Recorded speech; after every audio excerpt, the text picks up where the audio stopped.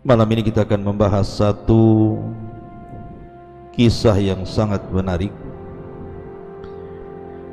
dari salah satu peristiwa Isra dan juga Mi'raj Nabi sallallahu alaihi wasallam, di mana Nabi sallallahu alaihi wasallam diperlihatkan banyak hal dalam peristiwa itu.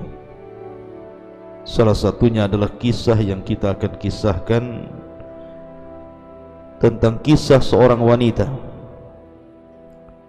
yang sangat salihah, beriman dengan seorang nabi dari nabi-nabi Bani Israel, bahkan nabi yang sangat masyhur dari nabi-nabi Bani Israel, Nabi Allah Musa alaihi salatu wassalam. Dan wanita ini dipercayakan oleh Fir'aun untuk merawat putri-putrinya, mulai dari menyediakan makanan, membersihkan tempat tidur, bahkan sampai menyisiri rambut-rambut putri-putri daripada Fir'aun ini. Siapakah dia? Dialah Masyitatu ibnatu Fir'auna. Kisah Masyitah, bagaimana kisahnya? Ma'asyiral muslimin yang dimuliakan Allah Azza wa Jalla, ketika Nabi Musa alaihi salatu wassalam diangkat menjadi nabi dan rasul, kemudian berusaha untuk mendakwai Fir'aun agar masuk ke agamanya. Tapi karena Fir'aun ini mengaku Tuhan, bahkan diabadikan dalam Al-Quran perkataannya, ana rabbukumul a'la, saya Rabb kalian yang paling tinggi. Ailahun ma'allahi ghairi, ailahun ghairi, apakah ada Tuhan selainku? Maka Nabi Musa alaihi salatu wassalam berbagai macam upaya, dari ajakan dakwah tauhid sampai menampakkan mukjizat dari Allah, tapi Fir'aun tidak kunjung beriman sampai wafat. Tetapi orang-orang di sekitar Fir'aun banyak yang beriman, tetapi menyembunyikan keimanannya.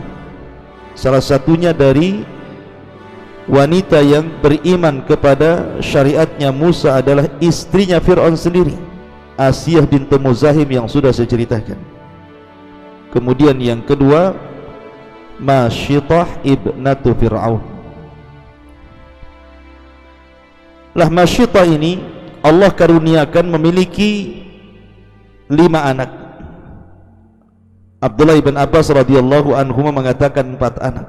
Ada yang mengatakan 5 anak-anaknya Masyitah, ada yang mengatakan 4 anak-anaknya Masyitah itu, dan salah satunya masih bayi dan masih disusui.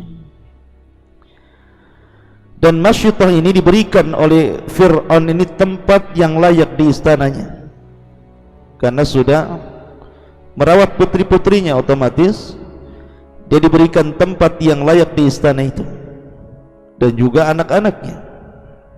Sampai pada waktunya Masyitah kemudian beriman kepada syariat Musa dan menyembunyikan keimanannya.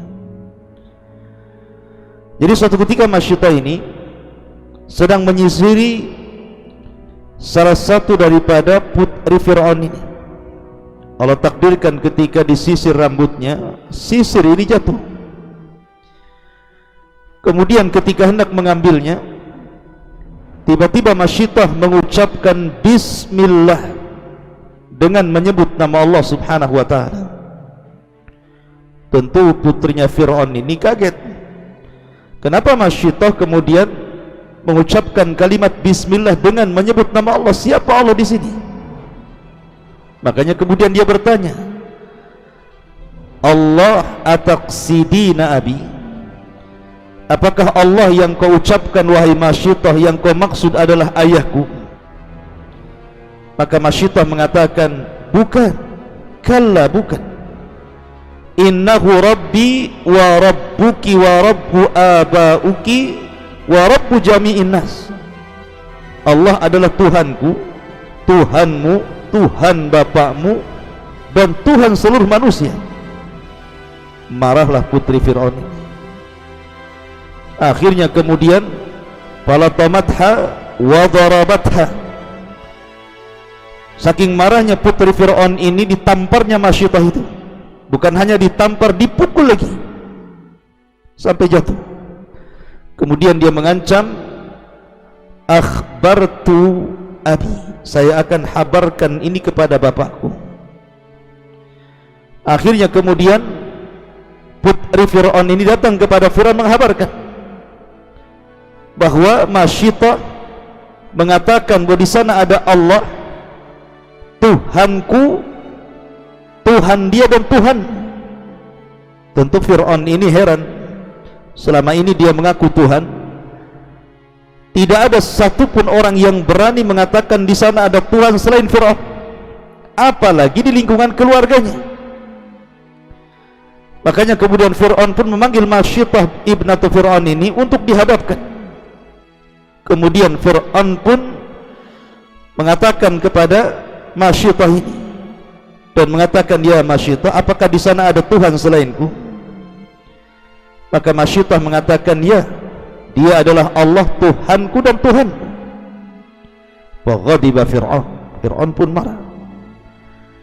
Kemudian dia mengatakan kepada prajuritnya, tangkap wanita ini, masukkan ke dalam penjara, siksa dia sampai dia murtad dari agamanya dan kembali menyembah diriku. Tangkaplah Masyitah, dimasukkan ke dalam penjara, disiksa habis-habisan. Tetapi ikhwatu fiddin yang dimuliakan Allah Azza wa Jal, iman itu kalau sudah bercampur dengan hati, kemudian sudah merasakan kelezatannya, maka susah iman itu untuk dicabut dalam hati, sehingga siksaan apapun akan dirasakannya lezat bagi dirinya. Lihat Bilal bin Rabah, ketika dia digiring ke padang pasir, kemudian diikat di batu besar, kemudian dipanaskan di terik matahari, dicambuk sampai yang menyambuknya yang kecapean, tapi Bilal hanya mengatakan ahadul ahad, ahadul ahad. Rasa nikmat dengan siksaan itu. Kenapa? Karena iman sudah bercampur dengan hatinya. Itulah yang dirasakan Masyitah ibnatu Fir'aun ini. Sehingga ketika Fir'aun melihat tidak ada perubahan, makin kuat keimanan Masyitah, maka Fir'aun pun kemudian membuat keputusan supaya dilihat manusia, siapapun yang lancang kepada dirinya, maka dia akan merasakan hukuman ini.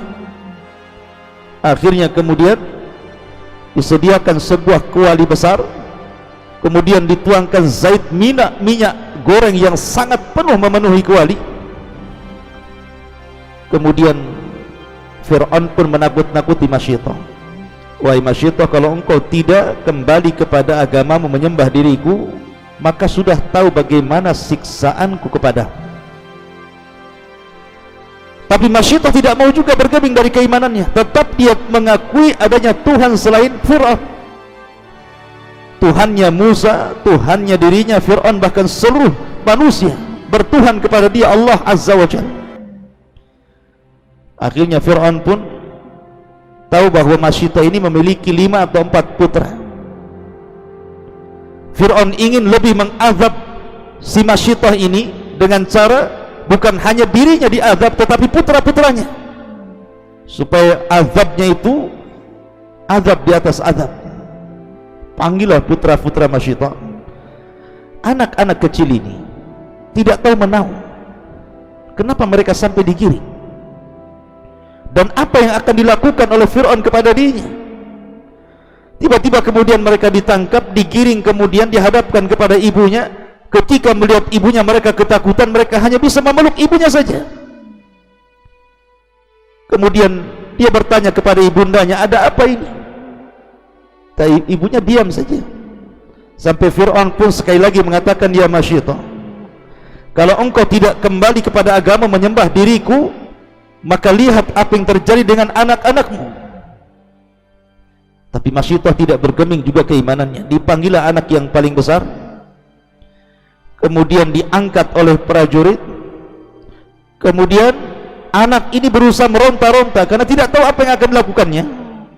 Tiba-tiba dilempar kepada penggorengan. Bayangkan, Anda kalau melihat ada orang goreng ikan gitu ya, sepertilah digoreng sampai matang memutih, kemudian muncul di zait di minyak itu, dan Masyitah melihatnya.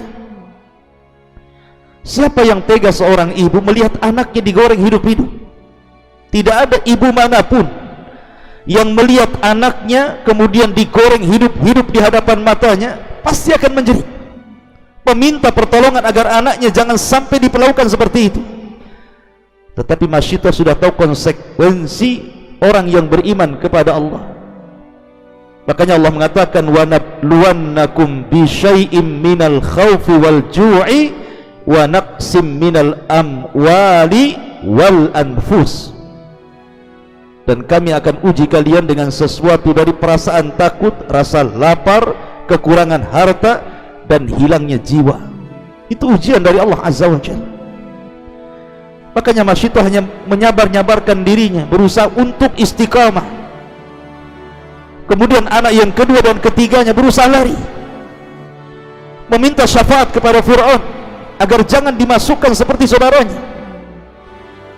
Tetapi apalah daya, mereka dihadapkan dengan raja yang sangat zalim, raja yang sangat bengis, yang sangat edon, Fir'aun laknatullah alaih. Akhirnya dilempar satu tinggal satu bayi yang sedang menetek kepada Masyitah. Tentu bayi berbeda dengan anak-anak yang lain, seorang ibu akan lebih cinta. Maka Fir'aun mengatakan kepada prajuritnya, ambil bayi itu. Akhirnya kemudian rebutan bayi itu dengan tentara Fir'aun ini. Akhirnya terpisahlah bayi itu yang mulutnya masih penuh dengan air susu ibunya. Mungkin tangannya masih memegang helaian-helaian rambut ibunya, tiba-tiba dipisahkan begitu saja. Kemudian Fir'aun mengatakan, ya Masyitah, ini anakmu yang terakhir. Kalau engkau tidak bertobat menyembah diriku, maka nasibnya sama dengan saudara-saudaranya. Ketika itu Masyitah mulai melembut, hampir-hampir dia mengucapkan kalimat kufur, karena tidak tega bayinya harus menerima keimanan, risiko keimanan dirinya. Tapi Allah Subhanahu wa ta'ala buat keajaiban, muncul mukjizat dari Allah Subhanahu wa ta'ala. Tiba-tiba bayi itu bisa bicara, menenangkan hati Masyitah sehingga istiqamah dalam keimanannya, sehingga dia mengatakan, ya ummah isbiri fa innaki alal haq. Wahai ibuku, sabar, enggak masalah, engkau di atas kebenaran. Maka ketika kemudian anaknya tiba-tiba yang masih bayi, antakahullah, Allah buat dia bicara, kemudian menyabarkan ibunya, tumbuh lagi keimanan, kuat lagi istiqamahnya, sehingga ketika melihat bayinya terlempar ke dalam gorengan itu kemudian mengapung mati di hadapannya, dia pun tetap mempertahankan keimanan. Sampai akhirnya Masyitah mengatakan kepada Fir'aun, biarlah kau lemparkan aku ke dalam penggorengan ini, tapi aku punya wasiat, tolong dengarkan wasiatku wahai Fir'aun. Maka kemudian kata Fir'aun, baik, apa wasiatmu wahai Masyitah, sampaikan saja.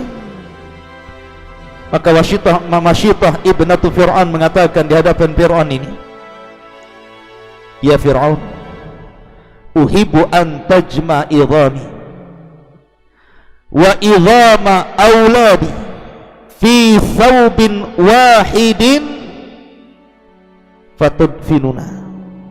Wahai Fir'aun, kalau kau masukkan aku dalam penggorengan ini bersama anak-anakku yang sudah mendahuluiku, tolong tulang-tulangnya ambil satu persatu. Tulang anakku yang paling besar, yang nomor 2, yang nomor 3, yang nomor 4, yang nomor 5 yang bayi, dan tulang-tulangku jadikan satu, letakkan di sebuah kain, kubur dalam satu lubang kuburan, jangan kau pisahkan. Masyitah tahu bahwa sebagaimana mereka sudah dikumpulkan di dunia, maka Allah akan kumpulkan di surga. Akhirnya Fir'aun mengatakan, iya, engkau akan mendapatkan hakmu.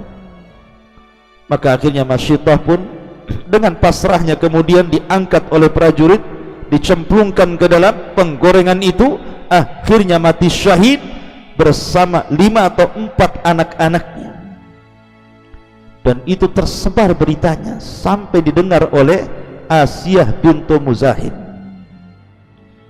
Asiyah bintu Muzahim ini berusaha untuk menutupi keimanannya karena dia tahu siapa suaminya dan siapa watak suaminya seperti apa. Asiyah tahu, tetapi ketika dia melihat saudarinya seiman yang sama-sama beriman kepada syariat Musa diperlakukan oleh Fir'aun, maka dia mengatakan kepada Fir'aun suaminya, al-wailu lak ma ajra'aka ala Allah. Celaka engkau wahai Fir'aun, berani-beraninya kau ini lancang kepada Allah subhanahu wa ta'ala. Maka Fir'aun pun kaget, rupanya istrinya pun beriman. Akhirnya kemudian istrinya dipaksa untuk murtad lagi, sampai akhirnya istrinya pun nasibnya sama dengan Masyidah. Tetapi istrinya diperlihatkan permintaannya kepada Allah untuk dibangunkan satu istana di sorga. Rabbibnili indaka baitan fil jannah. Ya Rabb, tidak masalah, aku harus mati seperti ini, tetapi bangunkan untukku satu istana di sorga. Kisah ini dicantumkan dalam hadis Ibnu Abbas radhiyallahu anhuma, di mana Nabi sallallahu alaihi wasallam bersabda, "Lamma kanat lailatul lati usriya bi fiha." Ketika, kata Rasul, di malam aku diisrakan dari Baitul Maqdis ke Sidratil Muntaha, kemudian aku dimasukkan ke dalam sorga, diizinkan masuk ke dalam sorga. Kemudian Nabi sallallahu alaihi wasallam mengatakan, wajadtu raihatan tayyibatan. Tiba-tiba di sorga aku mencium bau yang sangat semerbak harumnya, wangi sekali. Sampai-sampai Rasul mengatakan, fakultu ma hadhihi raihatu tayyibatu ya Jibril. Jibril, ini harum bau siapa? Aku tidak pernah mencium bau seharum ini. Maka Jibril mengatakan, hadhihi raihatu Masyitata ibnatu Fir'aun. Ini adalah bau wanginya Masyitah yang merawat putri-putri Fir'aun. Fakultu, maka aku katakan, kata Rasul, wa masya'nuha, kenapa dia diberikan kenikmatan yang luar biasa sampai harumnya semerbak wangi seperti ini? Apa yang diamalkan Masyitah wahai Jibril? Maka Jibril mengatakan, bainama hiya, ketika dia tamsyatu binta Fir'auni, menyisir salah satu putri daripada Fir'aun, id sakata al-mishtah, tiba-tiba sisirnya jatuh, min yadiha, dari tangannya. Faqalat, dia pun mengatakan bismillah, dengan menyebut nama Allah. Faqalat bintu Fir'auni, berkatalah bintu Fir'aun ini, abi, apakah yang kau maksud Allah itu abi, bapakku?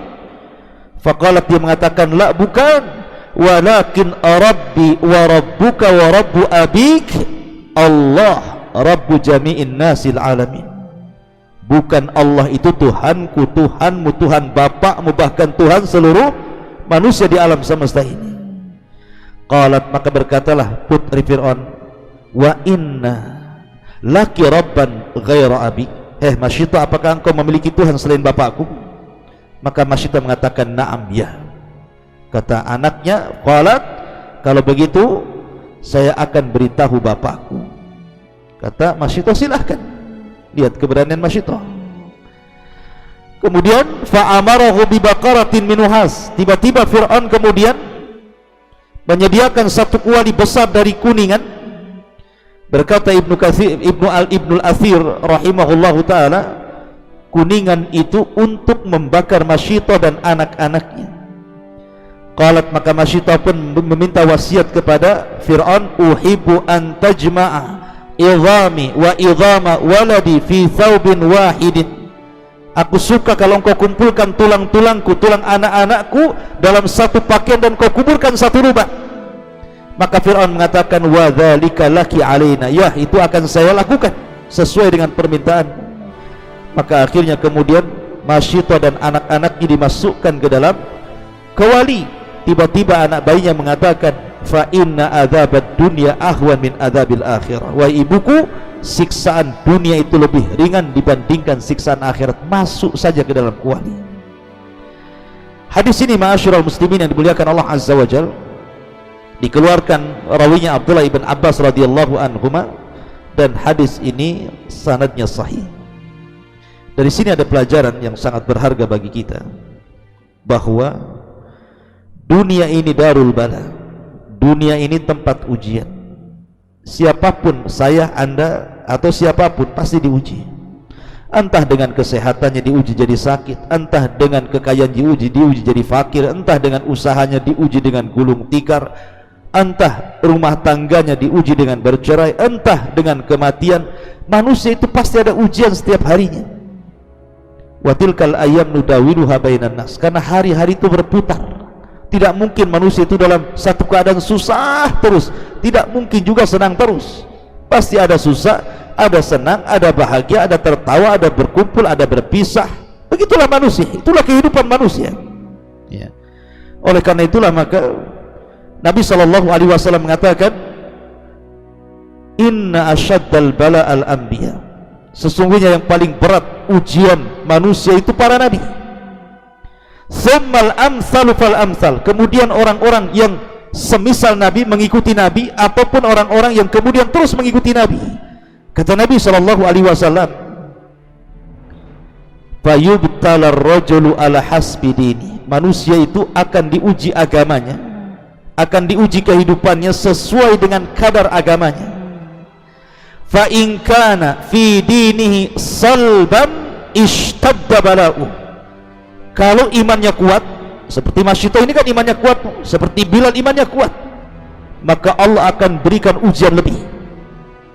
Wa in kana fi dinihi riqqah ubtuliya ala hasbi dini, tapi kalau agamanya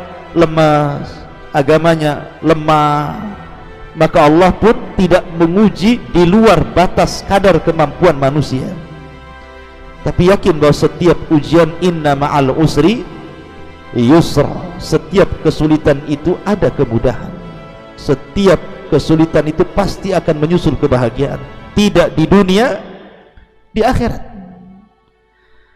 Karena terkadang ada surga itu tidak bisa diraih dengan amalan. Ada surga itu, orang masuk surga itu tidak bisa diraih dengan sholat, dengan zakat, dengan puasa, dengan haji, silaturahim, baca Quran, zikir, atau ibadah yang lainnya. Tapi terkadang ada surga itu yang bisa diraih hanya dengan kesabaran.